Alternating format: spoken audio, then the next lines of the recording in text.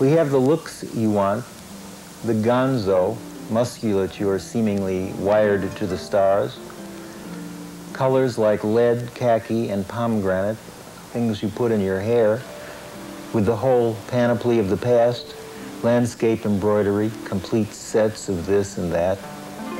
It's bankruptcy, the human haul, the shining, bulging nets lifted out of the sea, and always a few refugees dropping back into the no longer mirthful kingdom.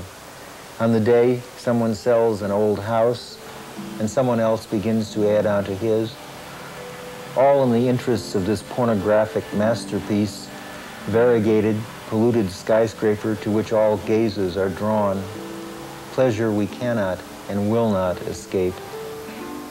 It seems we were going home. The smell of blossoming privet blanketed the narrow avenue. The traffic lights were green and aqueous. So this is the subterranean life. If it can't be conjugated onto us, what good is it? What need for purists when the demotic is built to last, to outlast us, and no dialect hears us?